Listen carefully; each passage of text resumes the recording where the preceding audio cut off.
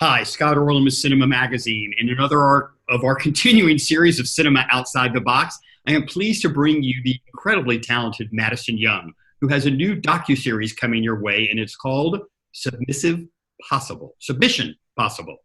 Right off the bat, I would love for you to kind of address the fact that when you randomly talk to most people, the one subject matter that they're most uncomfortable with is sex. Is it important to have shows like this that kind of demystify or to kind of make us more comfortable talking about it?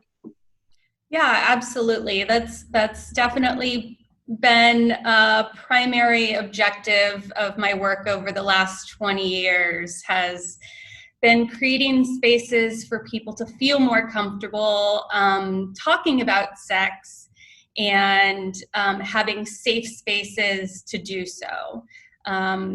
Currently in our society, we don't have a lot of safe spaces that are held for us to explore our sexuality and to dive into what our desires might be and work on articulating those desires and communicating that to our partners, our friends, and talking about sex in a very normal way, in the same way that we would what kind of food we enjoy.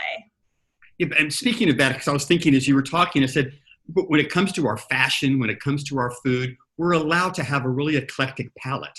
Mm-hmm. But yet when it comes to sex, when we start getting into certain, what's called kink, people go, oh my God, there's something perverted about that. Why are we so objectionable about people being free to explore various parts of sex? Sex is still so very stigmatized. Sex in general, bodies in general. I think it's a way of controlling us, and companies are able to sell more products when we live in a state of fear surrounding our bodies and sex. So it really is a radical and revolutionary thing to reclaim our relationship with our bodies and our own sexuality and our sexual desires across the board. And so kink is just one other aspect of sexuality, and people have a challenging time even talking about what their sexual desires are in a vanilla context. So opening your mind to other aspects of sexuality that might exist, especially if there's not a lot of representation in the media, can be challenging. Let me ask you.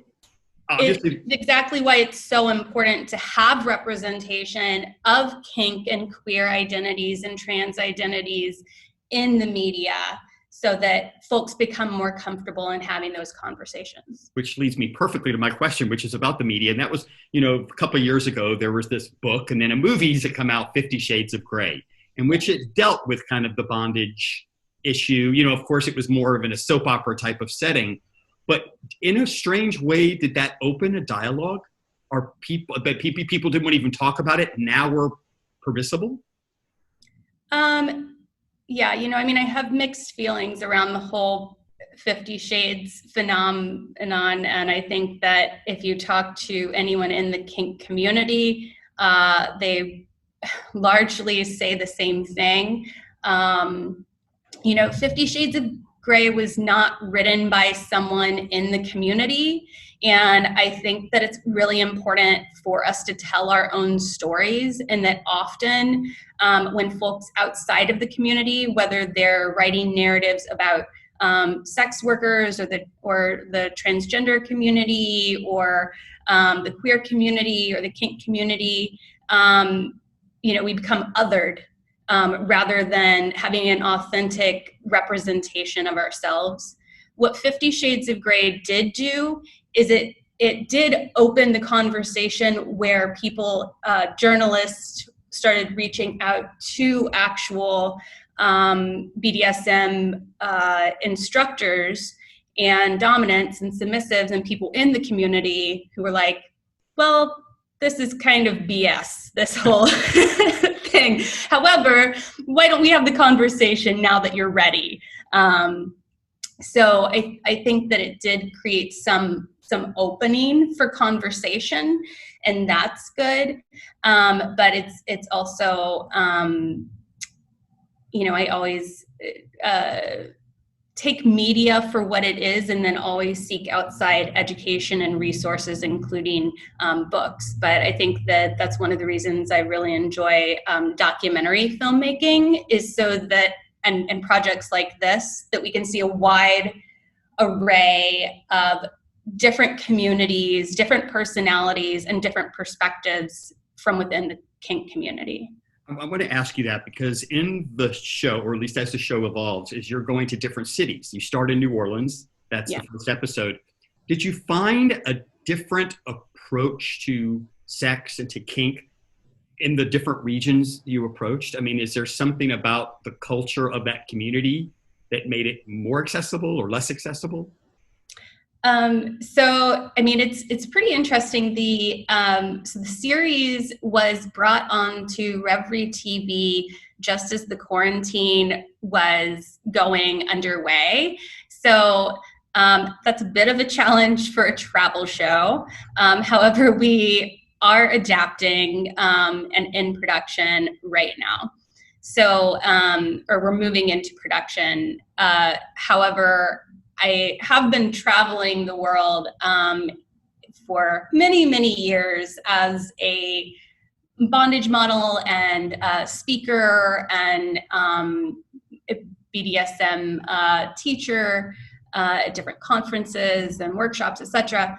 And so I have had the experience of meeting a wide array of different communities around the world, and they definitely all have their own personality.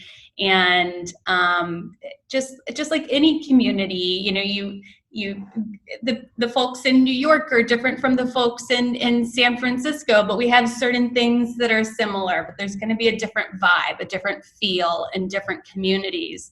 So, and in Middle America. So I have a lot of cities and small towns that I want to hit up in this series, both in America and internationally, that I'm really excited to feature.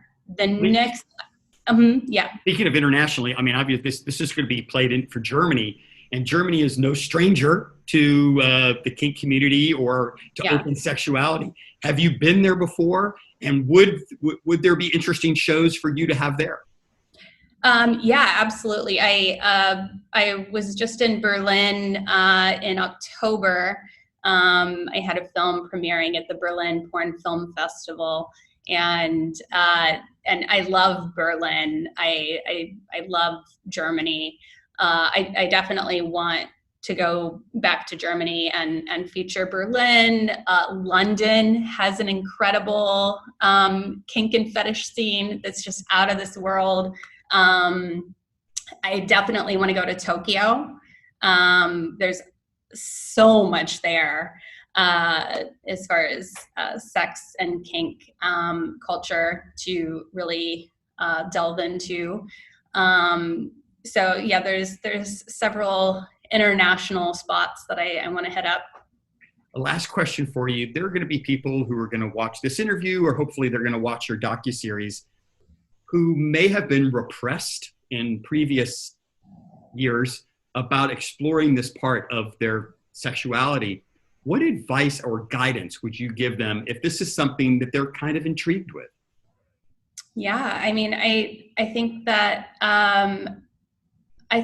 no matter what part of our sexuality that we are exploring, that really starting with yourself. So, explore those feelings, give space for those feelings, journal about your fantasies, like what fantasies are you having? Allow yourself to just daydream about the way that you would like to be touched or things that you would like to explore, and don't judge that, just give space for it.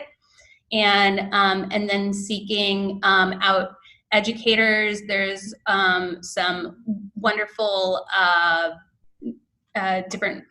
lots of books that are out there that are great resources, as well as different online tutorials depending on what kink or fetish you might be interested in. Start following different educators on Instagram. There's such a robust canon out there now of kink resources on pretty much any kink or fetish. So I would start there in education and fantasy and holding space for that. And then after the quarantine, you can, or with your partner, if you are a partnered person, you can start to communicate what those desires and fantasies are with your partner, and also hold space for what their fantasies are. Make it a game of, let's sit down and play a game. Why don't I say something that I think might be fun, or write it down, and then you write down something that would be really fun to explore, and then we read them to each other. Or starting out a story where you write a line of a fantasy or say out line a line of a fantasy, and then they add to it and you go back and forth. There's lots of fun games you can do and play. Well, the one advantage that you have right now is that everybody's used to wearing a mask. So, Yeah. because of this virus. So it may be a little easier transition for them. But Madison, thank you so much. The new TV docuseries is called Submission Possible. Madison Young, thank you so much. And this is Scott Orland. Until next time. Thanks so much. And